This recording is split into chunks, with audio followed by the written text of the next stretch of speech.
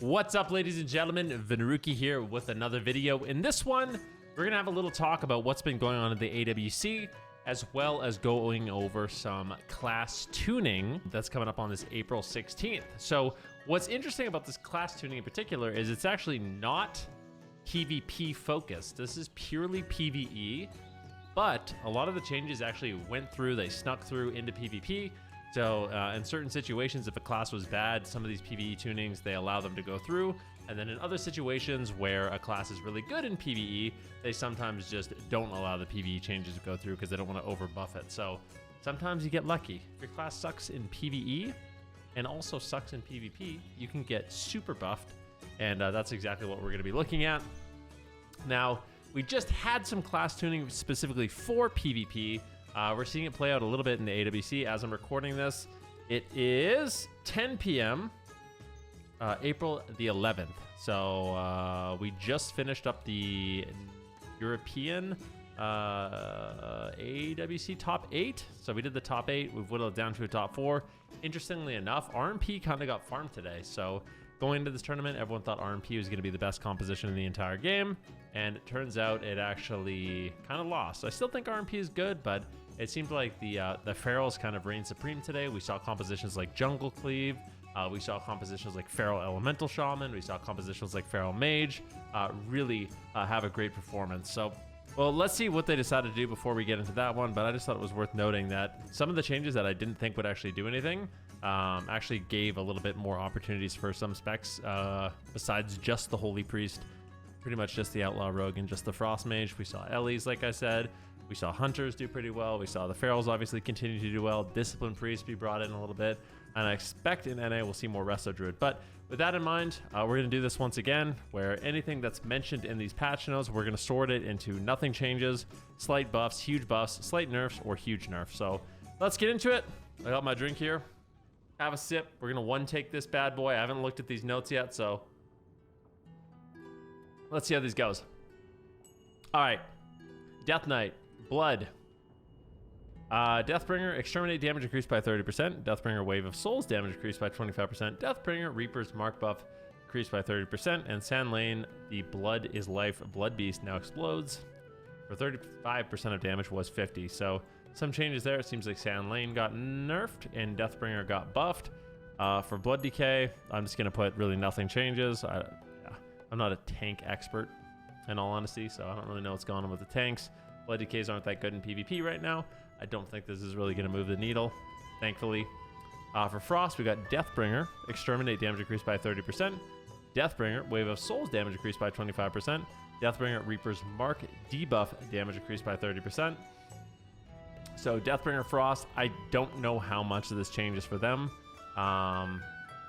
Riders of the Apocalypse is the one that people are playing the most, so bringing up Deathbreakers, I'm not going to say anything changes, but it is possible. Maybe slight buffs, we'll put them in slight buffs, but it's for kind of the off meta specialization. I'm curious to see how that does do. For Unholy Sand Lane, the Blood is Life Blood Beast now explodes for 20% of the damage done was 25%. Unholy, nothing changes as well. So because these are off meta buffs, I don't really think it's going to... It might not even end up being played. Maybe it's big. I'm not sure on that one. So for DK, nothing really changes. Let's continue on. We have a Demon Hunter, Vengeance, Sigil of Silence. Base duration now is 2 seconds, was 4. Eldraki Reaver, Incorruptible Spirit. Effect now is 10%, was 15. So once again for PvP, the Vengeance Demon Hunter, they're mentioned, so I'll sort them, but I don't think anything significant at all is going to be happening with them. So we'll put them here. Balance Druid, this is an interesting one. So Balance, all damage increased by 3%. Starfall damage reduced by 10%.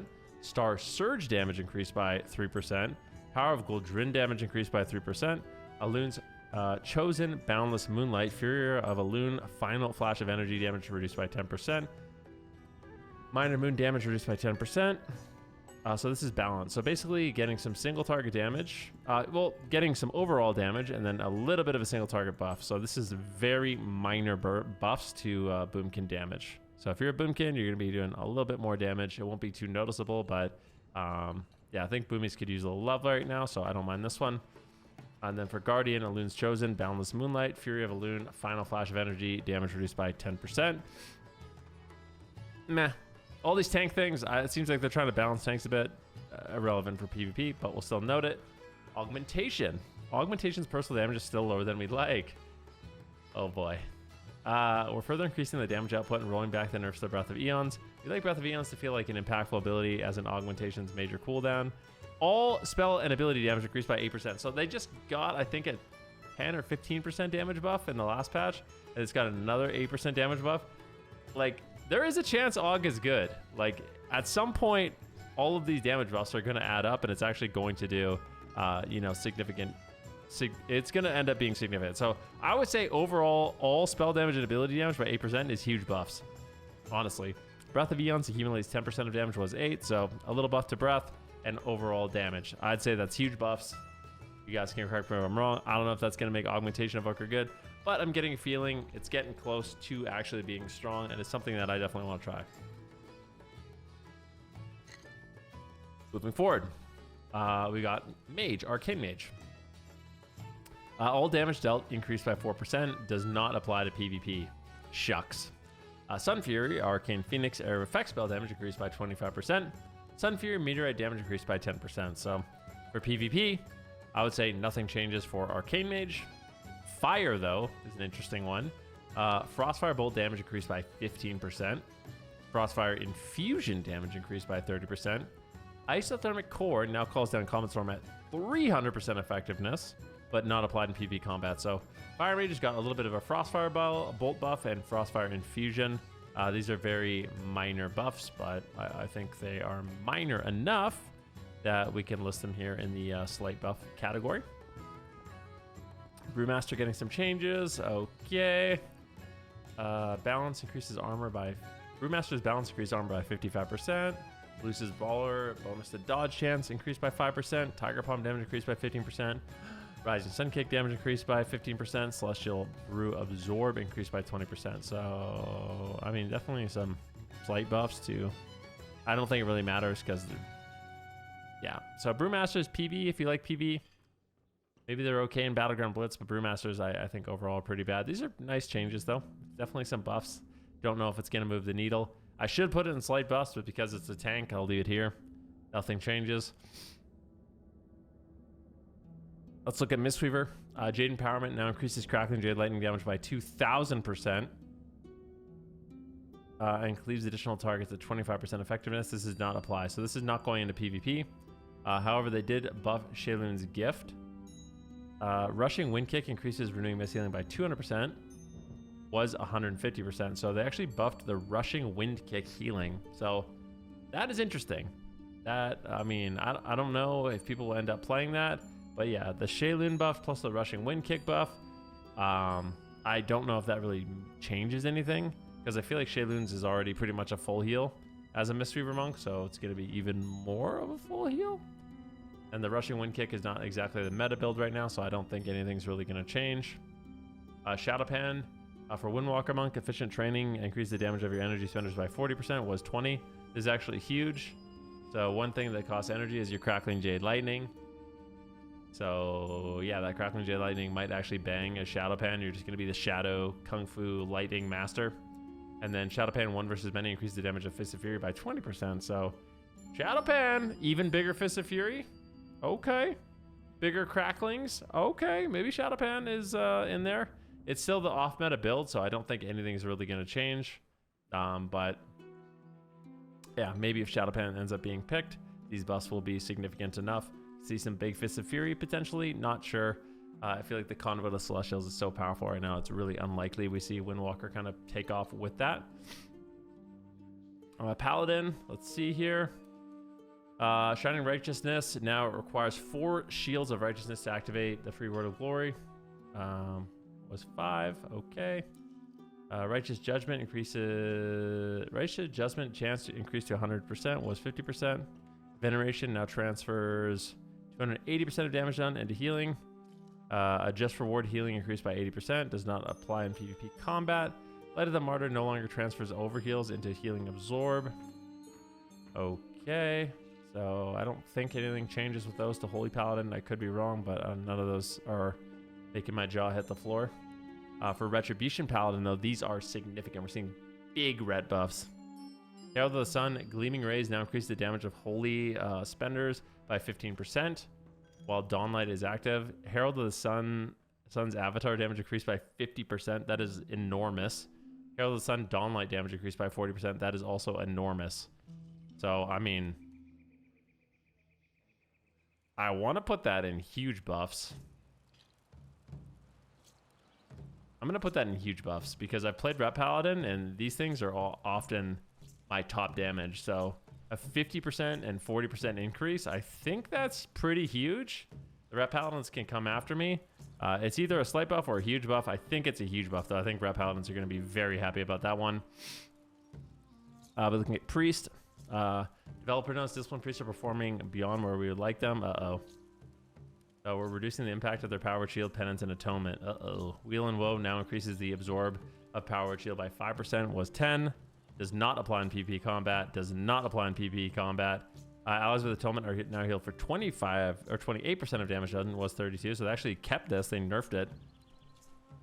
Atonement is now 25% more effective outside of raids. Was oh, interesting. That might actually be a buff. The math, I think with the math, I mean, I think that's actually a buff. So allies with Atonement are now healed for 28% of damage done, but they buffed the effectiveness of Atonement outside of raids. So in Battleground Blitz, that's going to be a nerf to Atonement, but in PvP, in Arena, it's going to be a buff, I think. Void Weaver, Void Blast damage increase. So slight buffs to Disc. Holy Nova damage increased by 30% for Holy. Prayer of Healing increased.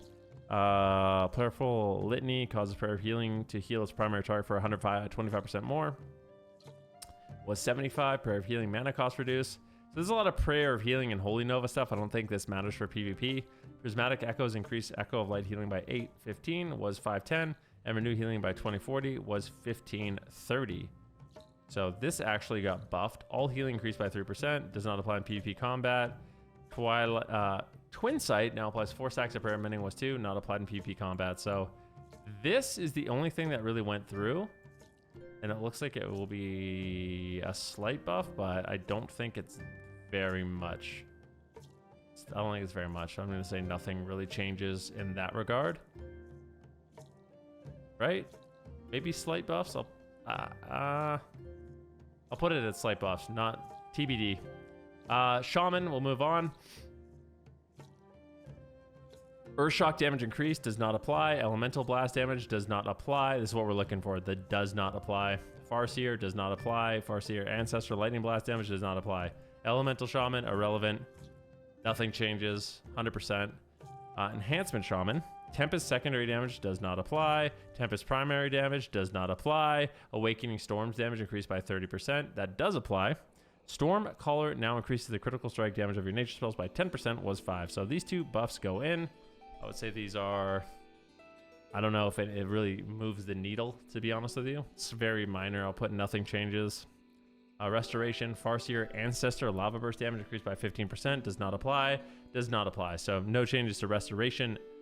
Shaman as well. So let's do that. Warlock. Here we go. Warlock, Affliction. Agony damage increased by 10%. Does not apply.